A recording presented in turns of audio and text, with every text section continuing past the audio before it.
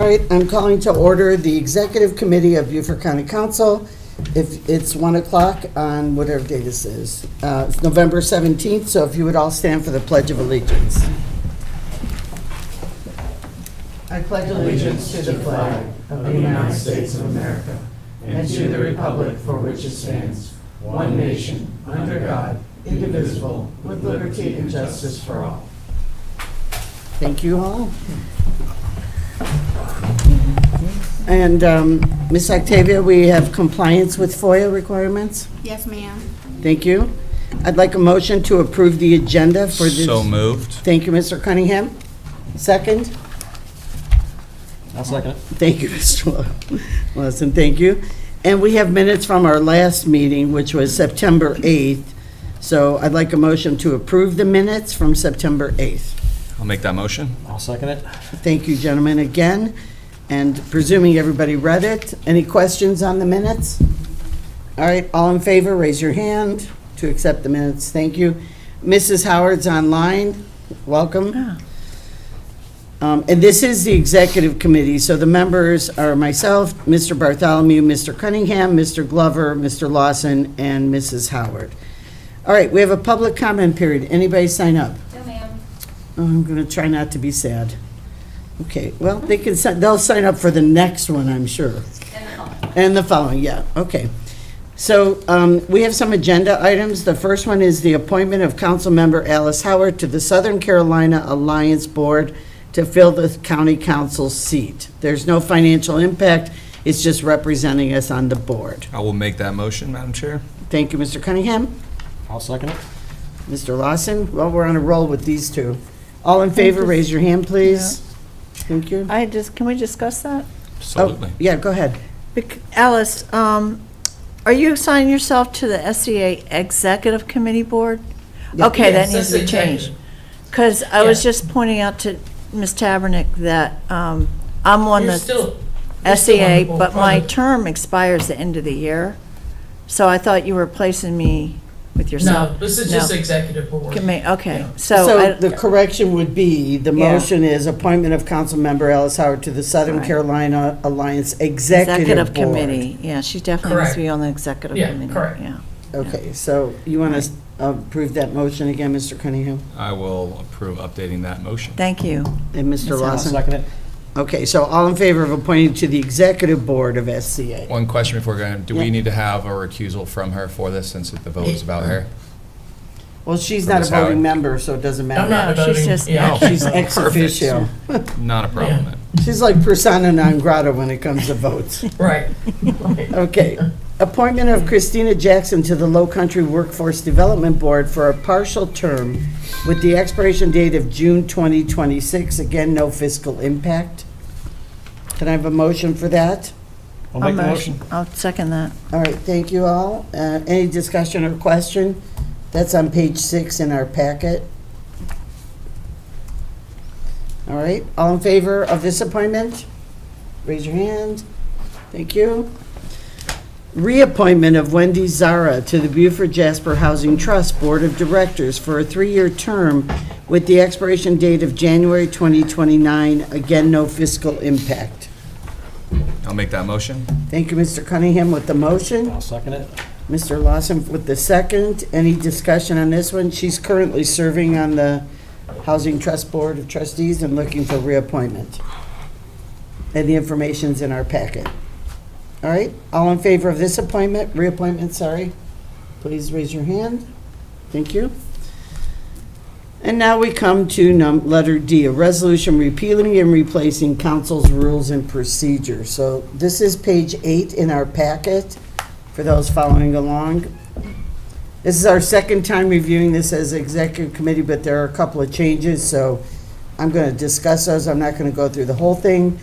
It is a red line version, so everybody online and everybody up here, we've changed things.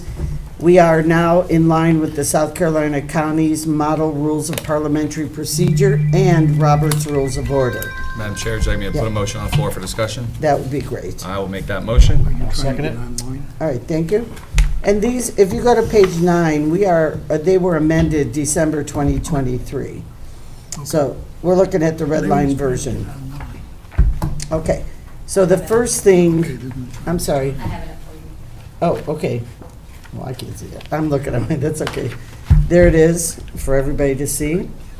I'm only going to highlight really the big changes. So if you look at page 13, Ashley, yeah, you see all these red lines? So in order to make this succinct and easy enough for everyone to follow through, the preamble's gone. We have the ethical principles, those are still there.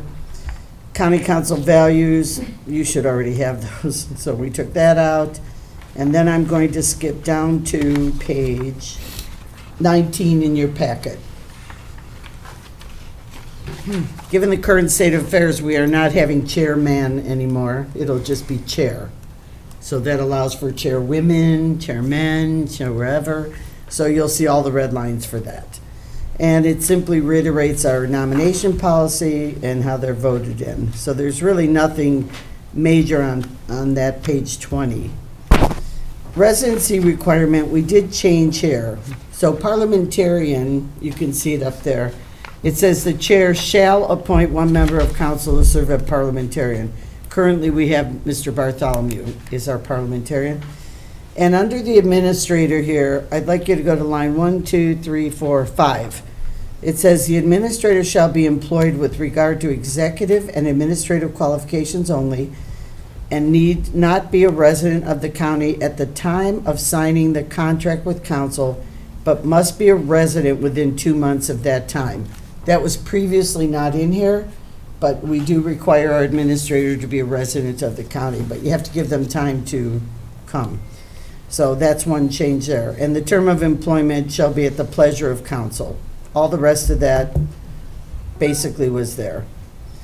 And then you go to the next page, powers and duties. Can I make a point right there? Yes. You're in paragraph E under the administrator, and you jump right to paragraph A. That just seems awkward to go from E to A in organization of the paragraph. Yeah, they'll have to clean that up. You hear what he's talking about? Okay. This is just a red line version. And, I'm going to say this. I mean, I've looked at this 20 times. I didn't even see that. The more you look at something, the more you don't see. That's why we ask everybody to put eyes on, but they will clean this up. Thank you for pointing that out. Anything we talk about, Ashley's taking notes as we go.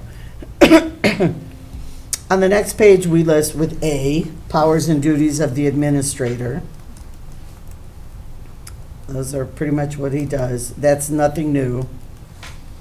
And on B, the county administrator shall be evaluated annually by the members of county council. We just did that in August, if you all recall.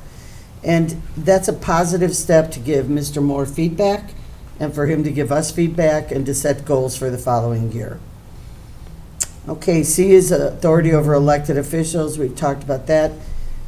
Letter D, I'm going to stress for council members again, except for the purposes of official council inquiries and investigations, council shall not deal with county officers and employees who are subject to the supervision of the administrator. In other words, I don't go directly to Ms. Antonacci to direct her to do something. That sentence is fine, but then the very next word, solely through the administrator, contradicts that. Yes, it does. Except for the purposes of official council inquiries and investigations, council shall not deal with county officers and employees who are subject to the supervision of the county administrator. So it should just end Just at put a county period administrator. Yeah.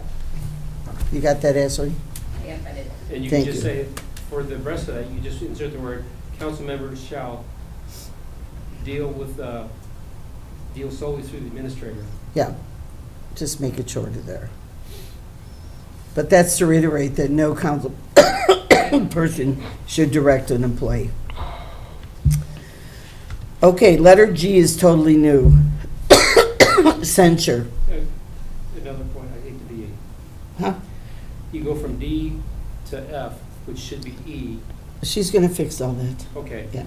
Then in that paragraph, absence or disability, Mm-hmm. would you want to consider defining what extended absence is? I give an example that he goes on vacation for 3 days or a week. He will appoint someone to take his place while he's gone. Yeah. But here, you're saying the council will appoint someone, so we just need to define what the extended absence is. That would be up for discussion. Anybody want to weigh in on that one? You're right, that's something to look at there. I mean, generally, when the administrator's gone, he appoints somebody to sit in his stead. How many vacation days are in his contract? It's 40 hours per quarter. So that's So 4 weeks. 4 weeks. Mhm. And then per diem, not per diem, but travel as well for conferences, things of that nature. So there's several instances where he'll be away. He'll be away. Um, I mean, if it's a short term, I don't have a problem with him doing it, but if he's gone for a period of 2 weeks or 3 weeks for whatever the reason might be, let's say it's not vacation, but family, medical, whatever it could be, that could go on for months. So where's that threshold where that number starts that says, okay, we need to say, do we agree with the person that Mr. Moore says to appoint to that, or should we discuss something different if this could go on for months? That's the guidance I think you have to give the administrator, that's why I'm asking. That's his point, yeah. I will say some of this language did come from Mr. Deloach. You can verify with him. Okay. 14 days? That's what I was thinking, was that 2 week mark, 14 That counts an days. extended absence. 14 days. calendar days then, not business days. I'd say calendar days. This is a 365 job, we all know that. So 14 days or more. May I comment, Madam Chairman? I think absence, vacation, et cetera, is one thing. Disability is another. And I would weigh in more on disability for council to step in, but just in the mere absence, I don't think the administrator would go beyond a month or so on absence. So I don't have a problem with where it is, but I think we need to talk about disability on the administrative side. Just to remind everybody, beginning the 1st of December, there'll be a deputy administrator in place. Right. Yes. Well, that's pretty simple then. And it goes to his designee. I would think that's who he'd be appointing anyways. Well, this says council shall designate. So council would normally designate the deputy then, I would assume. I guess what we're looking for clarification is when do you step in to have council make that decision as opposed to leaving that to the administrator to assign who's going to replace him? Let's say he and the deputy are both going to a conference. Someone still has to be here running the show. And can the administrator appoint that person? Or when does he have to come to council for a decision? Because it takes time to come to council for a decision to call a meeting, obviously. Correct. Well, there was a suggestion 2 weeks. Yeah, I mean, that's just me personally. I think after a 2 week mark, if something happens medically, family, and he's gone for 2 weeks, that count, and let's say it is a deputy administrator every time, that's fine, but I just think that gives us the caveat to actually weigh in on it. If he's out of town for a conference for 5 days and he appoints somebody else, Pinky, whatever it might be, that's fine. But if we're going to that 2 week, the 2 week status, then yeah, we should at least have the option to say, okay, it's not the deputy administrator, or it is the deputy administrator, just to reevaluate. Because what if it is something where we have to put him out of leave, and him and the deputy administrator? I mean, our track record's wonderful, so nothing against you, Mr. Moore, I'm just speaking of the things we've dealt with. So that at least gives us the option at that point. And we don't have to do anything. We could let it Yeah. go as it is, and Correct. knowing what the circumstances are. Yep. We can then appoint Right. after 30 days or after So for 6 your weeks. rules, you may want to consider saying that extended absence shall be considered anything over 14 days. Yep. Or you may also want to consider if he has not been able to appoint someone to replace him because it was exigent circumstances, either, let's say it was an accident or something, or let's say he had a stroke and went to the hospital or something like that. Sure. God. Just on a I'm just roll. saying, if the administrator's not able to appoint someone, then it should be up to council, that's what I'm saying. Okay, we got that. Everybody agree to that? No, I don't. I seriously don't agree with that. I think 14 days is not enough time, a lot of time. We meet every 14 days. I mean, we're going to have to call a special meeting just to deal with the administrator. I think he can handle that. 30 days or disability where the stroke comes in, that's another whole issue. I think council should respond to that. But 30 days is not a whole lot of time. Just me. There's another way you could do this. You could say during an extended absence due to illness or disability. Yeah, Now you're defining why yeah. you're gonna have to have council weigh in, because it's an extended absence. Going on a conference, going on vacation, you automatically know you're going to be doing this. But if it's an illness or a disability that occurs, now we have a different set of rules. I think so. I agree with that now. I like that, yeah. All right, everybody good with that one? I am. That just tells you, Mr. Moore, you can't go anywhere.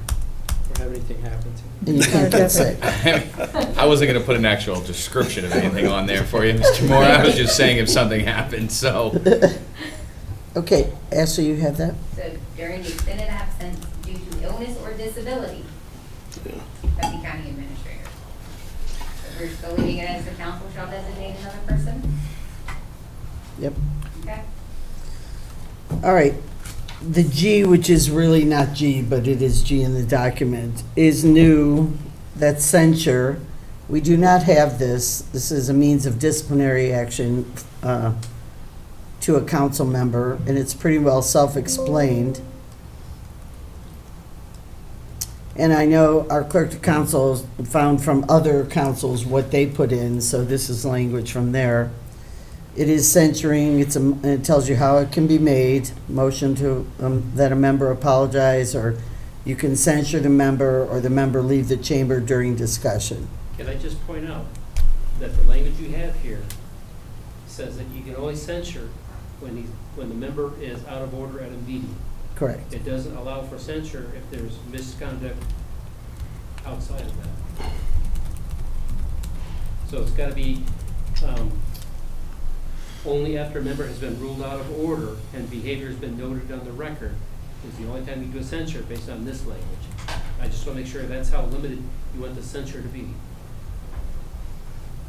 I'm not, I think our intent was a little broader than that. Well, it says ruled out of order, and the behavior, that says it there, yeah. But that's due to their conduct at that meeting. Correct. Yep, that's pretty clear there. Anybody have a question or comment on that? Does it really say that there? Yep. It says the chair or a council member can make a motion to penalize another member, including the chair, only after that member has been ruled out of order and the behavior has been noted in the record. Right. So you only rule someone out of order when they're not following your rules of procedure or disrupting the meeting. Right. And we've had a couple times where we said you're out of order or whatever, and then if you wanted to, you could go to censure. And I give the example that, all right, let's say that you determine that a council member has committed misconduct otherwise, i.e., let's say they're leaking confidential information from executive session. Do you want the ability to censure them or not? This doesn't give you that authority, I know it doesn't. if that's what you're looking for. And actually, that was what we were looking for. That is not what other councils do. I would love language to that effect. Everyone signed a non-disclosure, so if you break executive session or behavior unbecoming, Okay, whatever you want that to be. I just don't know that you have consensus. It looks like some members may disagree with that position. Well, let's all weigh in. Then you have to have specific language about conduct outside Yep. of the meeting that would raise to the level of censure. Or you just take out the language only after that member's been ruled out of order. I would just love an example of when we're even thinking about using this. Well, the one we just said would be if you breach executive session. Yeah, but at the same time, tracking that down and going down that whole path and the rabbit hole, or whatever that might be. Like, you guys know how close I keep with my information for a reason. It's nothing against anybody here, but that's why I do it. So I just don't understand how this body is gonna punish another elected official when we have no jurisdiction over elected officials. It's not a punish, it's It basically. literally says penalize. Yeah, it's a censure. I mean, this is language from another one, but it's a public censure of that person's. So censor them how? Not allow them on to the committee, not allow them on to vote, not allow them to be in the public? What does that mean? You literally just say that, all right, you're censored. They're censured. It And that's it? means, That's it. yeah, So it means nothing. So keeping this in here genuinely means It's just nothing. public acknowledgement that they've been yeah. found to have. It's the committed same as misconduct. Congress does, right? Yeah, They censure somebody and Yeah. it's a like- public I believe acknowledgement that Lindsey the Graham behavior was is censored years unacceptable ago. to the rest of council. But, yeah. And maybe we should reword it that way. So if you want it broader, then what I would suggest is take out the words "only after that member has been ruled out of order." Let's see, only after, so that goes.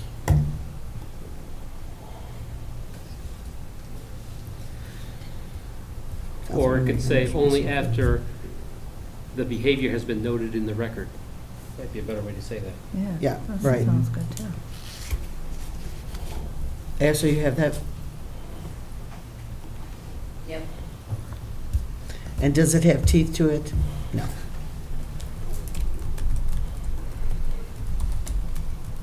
Anybody else want to opine on that? Yeah. Do you need the word positive? The motion must receive a positive majority? No, you It's a just need to say majority. majority. All right, take out positive. And do you want it to be a majority or a supermajority? I I would say prefer majority. supermajority. Because I can tell you, this council would have tried to censor me 3 years ago Really? with, yeah. It's supermajority. So, I mean, let's What'd just you do? have the conversation. Yeah. Supermajority would be 2/3 vote of years council as opposed to just a simple majority. And I Correct. give the example because, let's say you have a council member or a council meeting with only 6 members, all right? So 3 or 4 members, well, either way, it would be 4 members there, that's a bad example. But if there's 8, do you want 3/4 or 2/3 out of it? Or do you want a supermajority of the entire council as opposed to not having the entire council there? Just think about it. Because- I prefer 6, whatever that number is, however you phrase it and stuff, but So I rather prefer, than just saying majority, a minimum Yeah. of 6 votes. yeah. But I don't remember sanctioning, or even coming up, Mr. Cunningham, but, Oh, I promise it did. It's in the papers. okay, okay. Okay.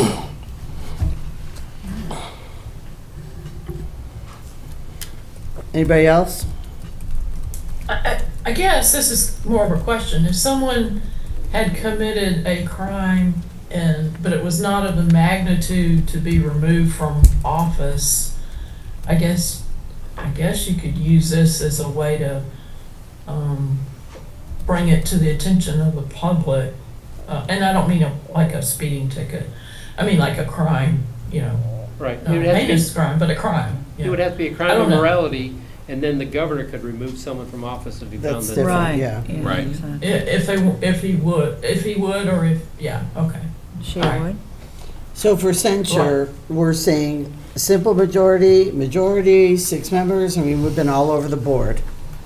You just need to know what to put there for your recommendation to go to council, because full council needs to make this Well, decision. majority of this council is 6. So 6, yeah. it's going to be 6 no matter what. Well, Logan wants a supermajority. Right. So it's either 6 That's- or 8. 8 or 11? Well, 11 would be unanimous, Yeah, Oh. and that right. would require the person being censured to vote To for it. approve their own censure. That's. Oh, well, that wouldn't work. All right, I have majority Okay. of council. Do we want to change that to supermajority? I'm good with majority. I think it should be supermajority, yeah. Why? Let's hear a thought on it. Well, just, Because it is a action against an elected official. yeah, it's a major action, yeah. So if I we just, know it doesn't quote mean anything, but it does mean something. I agree with you, Alice. I mean, let's put it this way. It would be more difficult to add something to an agenda, the day of the agenda, than it would be to censor one of our council members if we didn't do supermajority. Yeah. All right, we have supermajority. Anybody else want to talk about that? All right, put it in there. Hopefully, we'll never have to use it. Let's just That's go the there. Well, there's just one more point of clarification now. Is it a supermajority of the members present at the council There you meeting or the full council? That's valid. I think it should be of the members present. At that, and it has to be a county council meeting or a committee meeting or, It should be a Council county council meeting. meeting. It's an Right, it's got actual to be a council. county council meeting Yeah. because you're censuring the member. so the of the supermajority of the people present at that County council meeting, That makes yes. sense. Yep. Okay.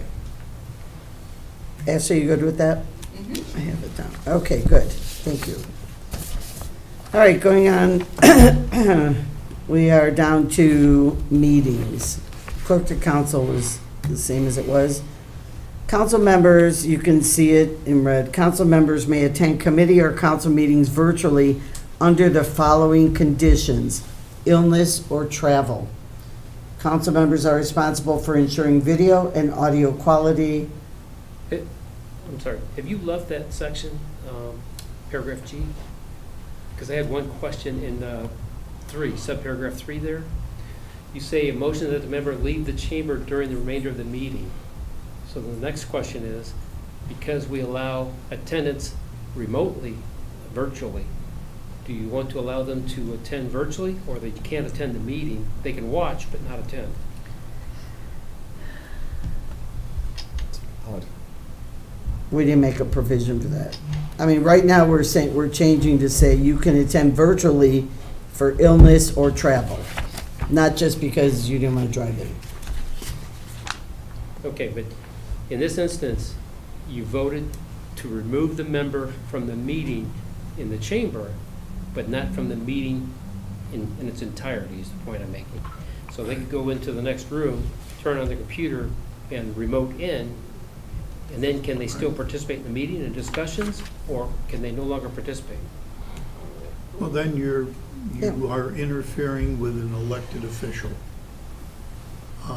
duly elected official. Well, you're doing that by voting them out of the chamber. Yeah, I understand that, and that could be problematic to begin with. I just wanted to clear whether or not the clerk to council can then allow them to remote into the meeting. If they remote in, are they going to be allowed to participate virtually? Because we do allow for virtual attendance.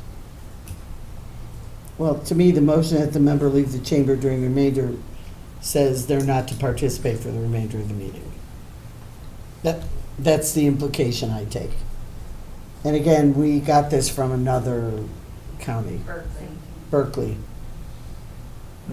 So if we need clarification, let's put it in. I would just put the language and not participate further during the remainder of the meeting, if that's what the intent of council is.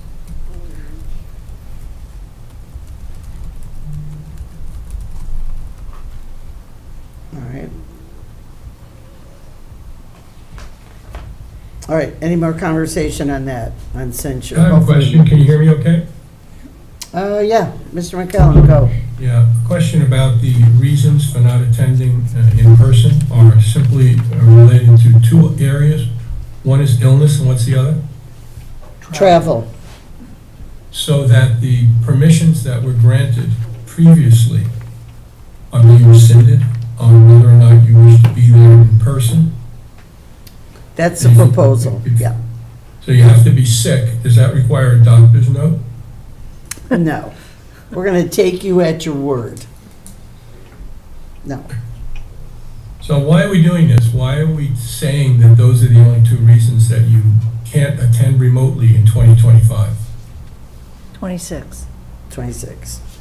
Well, so this isn't starting until January, excuse me. Well, so it's So why are we adopted. saying, in a time of technology and the ability to do this, why are we restricting people who may or may not be on council in the future as to their inability to attend if they wish to attend remotely? And they're not sick and they're not traveling, but they're somewhat inconvenienced in another way.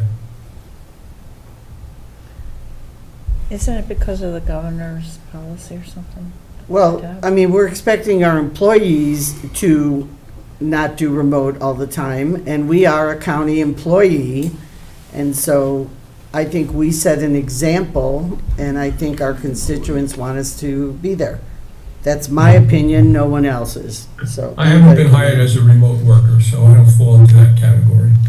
You are a county employee, so we expect people I to show haven't been up. hired as a remote worker, so I'm not a person who is always going to be operating remotely. But if there's a reason other than illness or travel, are you saying that I must attend the meeting, and if I don't, I can't represent my constituents? That's the proposal on the floor, people can talk about it. Well, I object to the limiting of people to come. That should just be a decision for an elected official. If there's a reason they can't come, I'm not even sure they have to announce it if that's their wish. as an independent elected official and a group of equals. I don't think anybody here is a first among equals who can say, you have to come. We also have several members of council who are full-time employees. And if a meeting is called that they cannot attend in person because they're working, but they may be able to do it remotely, we're denying them that ability? I think this is a remarkable intrusion on a person's freedom to do as they like as an elected official, elected by the people, and not under the control of anybody who's part of this deliberative body. Anybody else weigh in? I'll just second those two comments. And I'll say the same thing, that we want as many people to attend the meeting as possible, whether it's in person or whether it's online. Right. You know, I'm one of those people that has a full-time job, but I still make it to almost every meeting. There's very few times I'm online, but that does happen. So whether I have an excuse or not, I think that we want people to attend, and I think that's the good thing about, you know, some of these committee meetings and other meetings we've had, is that we can have Alice online, we can have Larry online and participate and give their opinion without, if they weren't sick or weren't traveling, they wouldn't be able to be on here, so. Madam Chairman, I agree, and you really asking me to lie at times, and I don't want to do that. Thank you. Asking him to do what? Lie at times. I mean, the biggest thing is this, though, and I understand the showing up and virtual and only doing virtual or whatever it might be, and I could see that being an issue. I remember when this first came up, I fought against us being able to have numbers of how many times we were allowed to be virtual for county council meetings and committee meetings. I still would go back to that again for whatever reason, unless there is other options. But with that said, we still have to get voted in. So if we're virtual all the time, I guarantee you somebody's going to run a campaign against us, and they should. Well, yeah, I don't think, Logan, I don't think anybody's abusing this privilege. I at this agree. point. I don't think anybody is.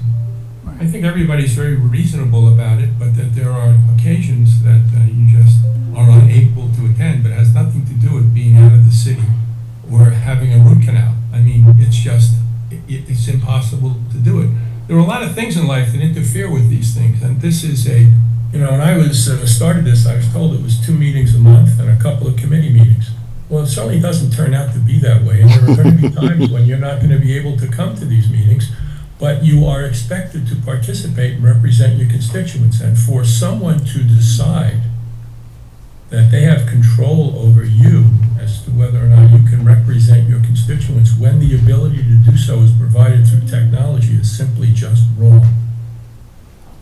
Well, I hear the consensus is to remove that, so Yep. it's a consensus of the group, it'll get removed. That's why we're having a discussion. Yep, I think we should put a period after word virtually. The major concern we have is when you are participating online, the video and audio quality, so that you can be heard and we can hear and see you. Well, that's an issue for another department, Joe, and I agree with you 100%. We've had this discussion now for 7 years. Yeah. Yep. There's a failure in that regard to provide the ability for people to participate fully on occasion. And I guess where there is technology, there'll always be a gremlin in the works. Yeah. But, you know. Okay, you have that, Ashley? Yes, ma'am. All right, let's go to workshop sessions. I'm going to keep us moving. And just so everybody knows, the chair or a committee chair may call a workshop session. And the parameters in there to let everybody know within 5 days before the meeting.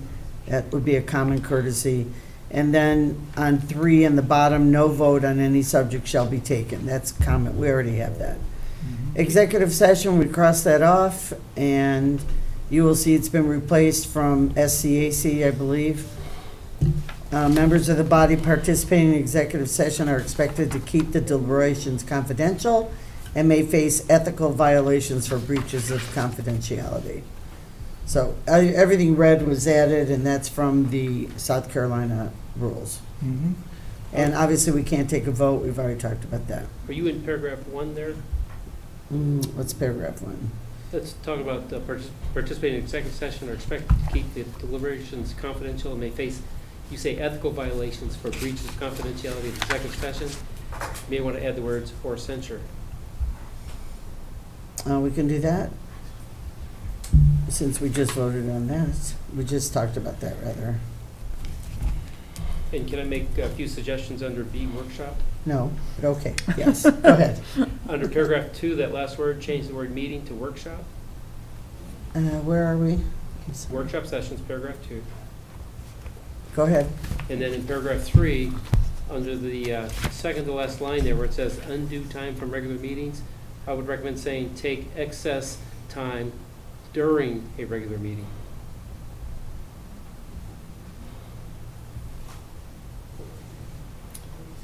And then you may want to add a sentence at the end of paragraph 4 that says a quorum of council or the committee members must be present to conduct the workshop. Yeah, we should have that in there for sure. Jared, you're gonna put this in ChatGPT later, right?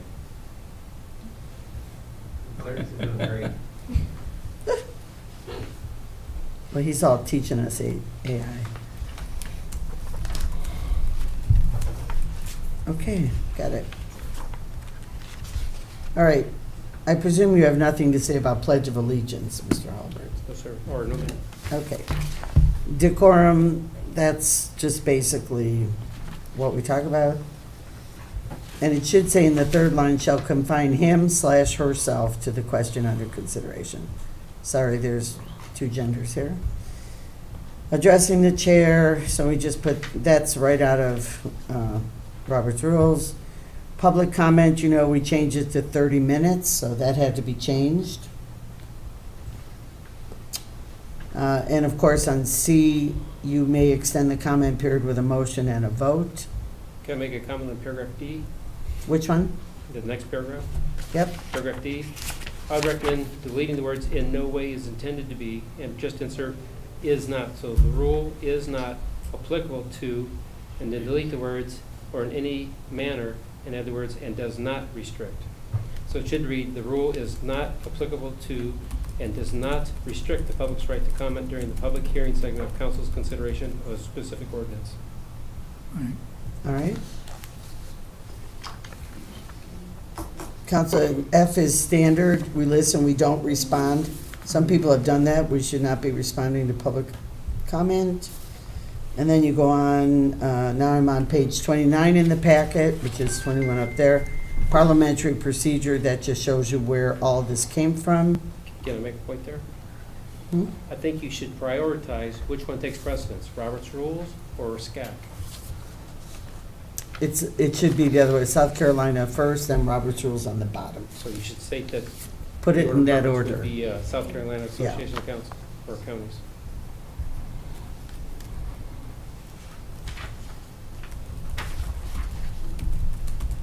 Yeah, it should be Robert's Rules on the bottom. Okay. Beaufort County Council. And there it is, there's the agenda, City Council event matters. Anybody have a question on page 30 on the packet? That's pretty standard what we had. Under agenda, I've got some comments if you're ready on paragraph A. Paragraph A, go. I think it should say the committee chair in the last sentence. The committee chair has the sole discretion to determine whether an item as submitted meets the requirements of these rules. I think that would read better. And then it should also say to place an item on the agenda, comma, unless referred to the committee by council or the chair of council. That's in paragraph A at the end. Yep, okay. According to these rules, all right. Okay, I'm continuing on to consent agenda. There's really no change there. I think you should add some words. After the word jurisdiction, you should add the words except that, and then roll right into council may entertain requests to make recommendations. So leave the deleted stuff out, but after jurisdiction, insert a comma and say except that, council may entertain requests to make recommendations. Where is that? That's paragraph H. Paragraph H. at the Bottom end. of page 30 on your packet. Oh, okay, gotcha. All right, I'm sorry, I was on consent agenda. Following that. He's right above that, yeah. Brian, can you repeat that, Yes, ma'am. please? So it'll read, all matters entered on the agenda or heard by council must be within council's authority or jurisdiction, comma, except that council may entertain requests to make recommendations to other governmental bodies, departments, or agencies. Anything in consent agenda? Anybody? I do. I think it should say packages are prepared and distributed no later than the Friday immediately preceding the council meeting. And then in the next sentence, instead of the word enclosed, it should be included. Consent agenda is- You're under consent agenda? Yes, ma'am. Council Chairman. No, I'm under, well, the next one, on paragraph 1, agenda package. Okay, yeah, you skipped it, okay. Can we go back to consent agenda for one? Go ahead, Mr. Glover. Yeah, under consent agenda, the last sentence there, Yeah. it says clarification should be sent. Could we use the word given to all council members instead of sent? There are times when people send things at the last minute, and I may not have my computer at the time, and they'll tell me that, it was sent to me, but I wouldn't have that. So, but if it's given to me, whether it's written or what, at least I will have it, especially at the last minute. How about the word provided? Provided is a good word. Okay.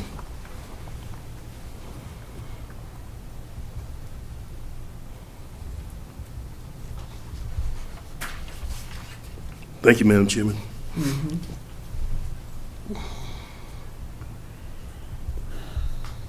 All right, Brian, go back to the agenda packet. Where were you in that? Under 1, agenda package, Mhm. it should read, packages are prepared and distributed no later than the Friday immediately preceding the council meeting. That way, if they can get it out like on Thursday or Wednesday, let's say Friday's a holiday. And then, on the second sentence, instead of the word enclosed, use included in the package. Mhm.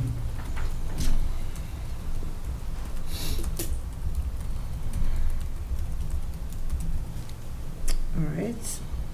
And add the word council, so you are specifying council members, that's us, are expected to review the agendas and the backup materials. So right before members, you want council. Yes. Okay.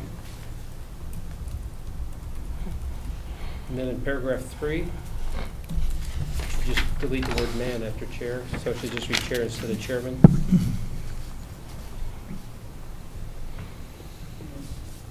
Yep, you missed that one. Okay. Sorry. There's a lot of them. I told you we looked at this 100 times. I'm tired of looking at it. Okay, 5 PM prior.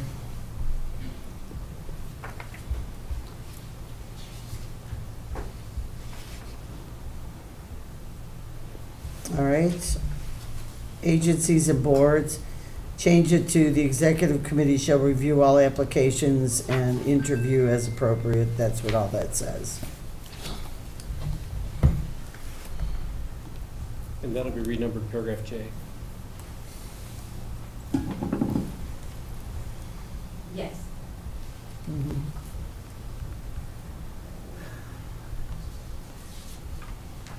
So, anybody want to talk about representation that was taken out?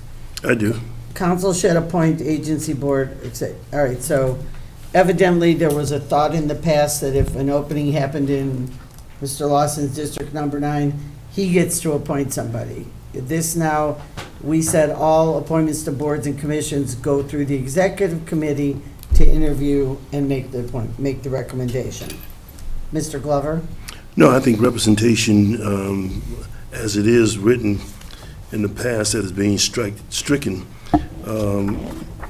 should at least be left in there to give the flavor that we want a cross-section of people on these boards and commissions. Whether we do it or not, at least it's there to remind us that we should adhere to a good representation of the community. Madam Chairman, so if I understand Mr. Glover saying that leave those statements in there about diversity just to be considered? Maybe not. Is that what you're saying? Yes, ma'am. At least you acknowledge that you want to have a diversified committee, and that we would hope that council will adhere to that as best they can. It's not always possible, but at least adhere to it as best we can. Thank you. Right, so you would then have to take out the word shall, because shall says Yeah. you can't do it without. Sure, So- I accept that. Yeah, so, Or take, yeah, just say council will consider, yes. leave it at that. Okay. Can we read that back? I'm struggling to read it up there, how it's gonna be worded. So we're taking out all of the strikeouts Mm-hmm. for representation? Yeah, putting it back in. Change the word shall to will. Yeah, will. Well, I guess I'm a little confused if we're already in different demographics as county council members and we suggest who gets put up there based on our district, isn't that already taking care of that without putting a policy in place? I guess Well, that's where I'm confused. okay, I guess the difference is anybody for agency, board, or commission now is going to be interviewed by the executive committee. It's not an automatic appointment. They're going to be interviewed. Right? So that's why this is here. I mean, you might say, I nominate so-and-so, and then they got to get interviewed by the executive committee, and they may not be selected. And full council. And you doesn't know, want we're that. starting to have more than one person One person nominated, which is apply. great. But that's why the thinking was to have the interview process. You still get to, and you're on the executive committee, so you get to. Yeah, but this isn't just set up for us today, this is set up for future councils. And so I'm not talking about me sitting here today, that's fine and dandy, but I don't believe we should be putting limitations or requirements on or giving special privileges to anything other than the best person for the job. Well, That I goes for don't any think we job. are, but all the other, well, I can't speak for Hilton Head, but most of the other municipalities do interview, and they do have more than one person nominated. It's not an automatic, you're nominated, you get it. That's what I'd like to see us have more than one person nominated for a position on a board or commission. Yeah, I agree with that completely. But I don't think that's my discussion. I think my discussion is we shouldn't be having things a part of our requirement for the interview process that says we should consider X, Y, and Z. The only thing we should be considering is who's the best person for the job. That's really the only thing we should be considering, who is the best Correct. person for this job. But that right there is saying that we should take these other things into consideration. The representation, that's why it was originally stricken out, because past history of council was, if the opening's in my district, I get to appoint Mark, and you all should not even opine on it. And that, we had a problem where that happened, and it was by council. That's why this was taken out. So it goes to your point, that's why it was removed. Should be the best person for the position. Point blank period through the interview process. If we have a person that we want to push forward and say, hey, I do recommend this person, I want them to interview because they're part of our district, so be it. But I don't understand how we're going to take and think that whether it's age, demographic, race, gender, anything along those lines should be given any type of extra treatment across the board, because that's not equality. So are you saying that it should be the best person countywide as opposed to within the district? I'm still fine with the representation of the districts, but my point is when we start putting in these other things in here, this is the problem we have not only at this level, but the federal level too. We shouldn't be taking anything else into consideration but the best person for the job, period. Which is why that was stricken out. Sure, I hear what Mr. Cunningham is saying. Are you telling me that the best person for the job is the person that you're recommending? No. Or are you recommending a person for the job? And am I allowed to recommend somebody from your district for the job as well that I may think is the best person for the job? I'm completely fine with that. I'm just saying we shouldn't take Okay. any other variables into that. If we were hiring a county administrator and I said, I want to make sure that our county administrator is female, that's not a fair interview process. That's not equality. We're saying we're taking one thing over another. And by putting that stuff in there and saying we should consider these other options as giving them higher privilege or take it into consideration in the interview process, that's not equality. All right, Council will or council shall hire a female. Which one are we saying? Well, if you say shall, Shall you, that means. then you are giving, required. That's a requirement, yeah. Right, but we're saying will. it's Right. also a requirement. you know. Yeah. You'd go so far as to say may. You could say may, Yeah. but, I mean, the reason But we May's took just it giving them an out, option. yeah, we took it out because you're gonna be interviewed by the executive committee and the best person should be selected. So I'm agreeing with Mr. Cunningham. What's everybody else say? I'm That's why okay this with was taking taken it out. Out or in, let's do it. Out. Out. Paula, Out. Mark? Out, I mean, it doesn't really, you're still gonna pick the, Yeah, you're still gonna pick the best person, Yeah, no matter what. all right, so that whole area is stricken then, correct? Yeah. All right, thank you. Remains stricken. So let's go down to page 35 in the packet. We are trying to preclude an issue, so this says, any person desiring to present to council may do so by submitting a written request to be heard to the clerk no later than 1 week, that's 5 business days prior to the meeting, and they're limited to 10 minutes. We've had a couple of instances this time where somebody shows up, they have a PowerPoint presentation, they go on for 20 minutes, and we're changing that with this. Can I just point out that paragraph I3 of your rules, you put the requirement as 5 PM Tuesday before the council meeting? Mm-hmm. You probably want to be consistent with the same language. Okay. It's okay. Anybody else on that one? No, that's fine. Just trying to streamline things there. Mm-hmm. And they get one one spokesperson, not 10 people to talk. Otherwise, we can't get our business done here. And then comments from the floor, you see, is all stricken out. Right. Anybody comment on that stuff? All right. Then we went to ad hoc and scheduling committee. So I would like everyone's opinion on A. All members of council are welcome to attend any committee meeting. Non-committee members may enter the discussion but shall not have a vote on any matter under consideration. They do not count as a quorum, nor does the ex officio members. I'd just like to make a comment. This is how, I hate to use the word used to be, but it was. So we just wanted to bring it up and see, only committee members were allowed to vote.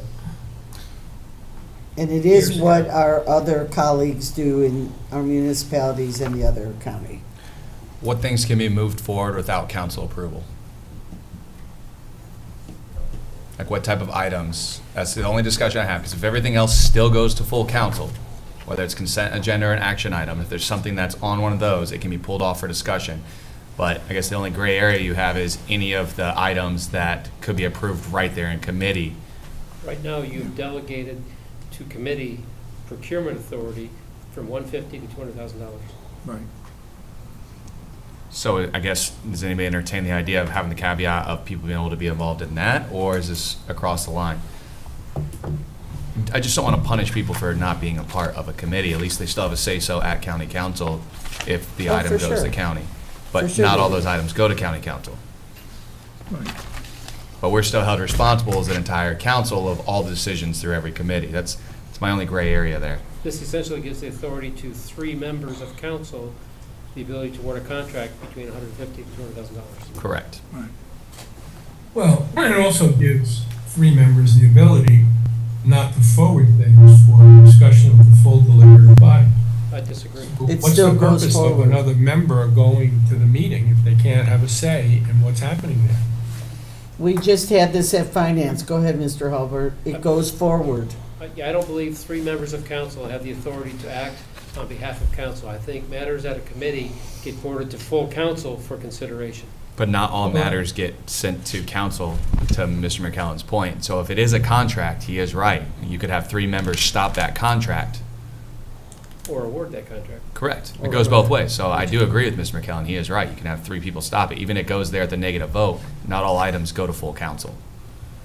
The other reason, in the past, you had these committee meetings, and if you couldn't attend them, if you weren't on the committee and you couldn't vote, then you got to see it at full council, and people who worked didn't feel like they had to be at all the committee meetings. And maybe people don't feel that way now, but it seems like we have most of county council at all the committee meetings, but a majority. That's why this is being discussed. And I would go to committee meetings that I was not a member of, such as finance, but I was retired and I had the time to go just so I could hear what was going on and be there. Of course, now everything's on TV too, so council members don't have to be at a meeting to know what's going on either. What are your thoughts on it, Alice? Like for or against? I thought this might be an option so that we wouldn't have to have all of council at every committee meeting. There's some thought that we do too much in committee, too. Mr. Lawson wants to speak. Yeah, I've seen it both ways. I was here whenever it was just the committee, people were allowed to vote. It is a smoother process now. There's more discussed in committee. I remember before that the committee would vote on it and then go to council, and you'd have the exact same discussions all over again Right. at your first council meeting, which would take forever for the council people that didn't get a chance to vote previously. They'd come, right, so it has prolonged things. You then had less people showing up at committee meetings because who wants to come if they can't vote and have a say if they're going to spend their time to be there? So I am still for how we currently do it. Again, having as much input, much discussion, as many votes, and as many people at these committee meetings as possible, which I think makes the government, our process run much smoother. Well, and you make an excellent point. I just wanted to bring it forward myself just to see what the council, and then we have some people who don't go to committee meetings, and then we still have to go into discussion, but that's okay. Yeah. So I could argue it either way. I don't have any strong feelings either. I think that the more people at the meetings, first of all, there's no reason to go if you can't vote, other than just sit there and listen, and then you get a chance to vote when it's all prepared again. But if it comes forward with a vote from committee, where all the work is really done, and people haven't attended, there's less people asking questions at a council meeting if they've been to the committee meeting, and if they have a particular interest in it, that's where they're going to have the best discussion taking place. Most of these things probably get moved through to council after a decision has been made that it's either a good thing or a bad thing, with comments that are available to anybody who attends in person or through Zoom. So I don't know why we would restrict people from attending, nor would we not allow them to express their opinion through a vote when. Well, it sounds like the majority want to keep it like it is. Okay. That's fine. Then Yeah. I'll withdraw any further statements. I agree. That was put in because you all used to do that. Right. That's why that showed up. And like I said, I have no strong feelings either way, personally. All right, so I removed that. I So think if Keep you it like attend, it you is. should vote. so then you want to change the language to say, shall be permitted to participate in the discussion and vote, And vote, Correct. yeah. but they don't count against the quorum. Correct. Correct. Yep. All right. Okay, I'm going to keep going. Let's see, ordinances, public hearing, that's standard language. Public hearing, what happens, what we do there, that's all written from the code. Let's see where we have something new here. conflict of interest, reimbursement. The only addition was on reimbursement, that's page 46 in the packet. All mileage claims have to be turned in within 30 days to be eligible. That's no big deal. Change the word taxi to additional, in case they take Uber or something else, I don't know. Yeah. Yeah, so that's their payments. And then the rest is the resolution. Madam Chairman, just quickly, I just put a note here, just for me now. When you say within 30 days to be eligible for reimbursement, is that 30 days of travel? Nope, I believe according to finance, it's 30 days period, right? Prior to travel or after travel, is my question. Well, your travel reimbursement is based on the month after. Yeah. So- Okay. So it'd be after, Right, okay, so November is due in December, okay. not January, February, March, or April. Maybe do the end of the month prior, 30 days from the month prior. Yeah. Gotcha. Right, Okay. right. Okay. So that's our handbook, and we'll have revisions. On page 49 in the packet, you see committee meeting schedule. They put this together for you. It's all there. And then I want to go down to the next one. I have just a quick question on the mileage before you proceed. Yeah, sure. Are you indicating that local travel has to be submitted within 30 days after the end of a month? And that it can't be submitted in quarterly? It's 30. Yeah. Go ahead, say that again. It can be submitted So if you're early. traveling and you have one trip in July, or 20 trips in July, all of that has to be accounted for by August. 31st. You can't put in the one trip, July, August, September, because you can't submit a quarterly report. It has to be 30 days or you're not going to be reimbursed. They want it within 30 days, correct, Pinky?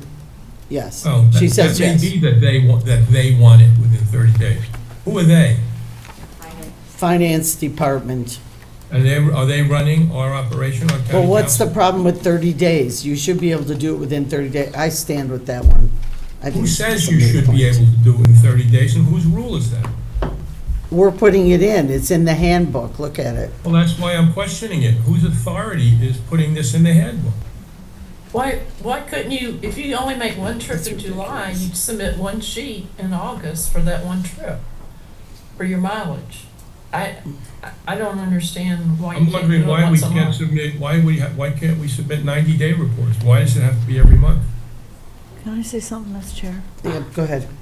Because accounting just told us that they need it within 30 days for accounting issues, not because anything else, right? Am I right, Pinky?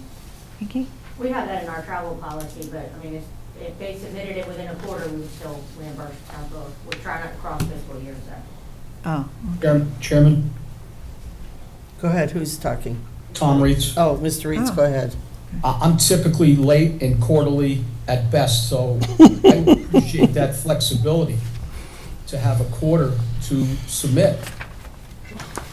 Now, if you guys want to do monthly, by all means, but Pinky, let us know, is there going to be an issue with quarterly? Yeah, there'd be an issue of quarterly, because it's gonna be now in the handbook that you submit it the Monthly. month after you've Right. done your travel. correct. Yeah, I mean, if we hold everybody else to that standard Yeah. that works for the county, I personally think we should follow that. I mean, I'm not gonna lie, Right. I've never filled one out, but. That's why he's okay. I mean, but I'm being honest, I feel like we should follow the same rules as, the The other people we 1,200 represent. employees. Mr. Passman, what do you think? Yes, Okay. I'm okay with it, submitting it a month afterwards. Mr. Glover? Oh, I used to submit mine once a year, but All right, Mr. Lawson? All right. I've never submitted one, so I am fine. All right, Yeah. I'm for monthly. Yeah, I do mine monthly, and as I used to be accountant, Okay. So it's going to stay monthly right now. That was the consensus. yes. All right, I want you to go to page 50, because I need to wrap it up. There's two options of a calendar. Go past the committee calendar. There's option A is the first calendar on page 50. This calendar, and this is, I objected to this one, I'll be perfectly honest. This only has a meeting south of the Broad once a quarter. And I understand the complexities for moving us around, but I just want to point out that. And then the next one, option B, has us every other meeting, so twice a month, once a month rather, down in the Broad, south of the Broad. Madam Chairman, I have some information that I'd like to, when it goes to full council. I'm not prepared today to speak to it, but I do have some information that compares the costs of the two different schedules, just for full council to consider when they vote on it. So the point is, if you do the first one, it's once a quarter south of the Broad. The second one is once a month south of the Broad. And she may have costs, and I say it's a service to our constituents. So think about that. It'll go to full council. You see the rotation in part A, option A, option B. Right. Did you say Okay? once a month south of the Broad? Yep. I mean, of the two meetings, one would be south of the Broad? Yeah, only council meetings, Mr. McGowan. So committee meetings are Right. here, one council meeting here, one council meeting south of the Broad. So, I get that, but there are 4 months we only have one council meeting. well, then it's listed probably up here. It is. Yeah, it's listed up here when we only have one. Yeah, if you look at, I just ask everyone to look at it, and then I will follow up with an email with the information about the time and costs for everyone to consider. Okay, Wait, that say ends. that? Madam Say that Chair, again. may I say something? She's gonna tell you how much it costs to move us down south of the Broad. Go ahead. Once you wrap this up, I would just like you to make a motion on the previous item recommending approval of the resolution adopting the For the amended rules handbook. and procedures as discussed today to go to council.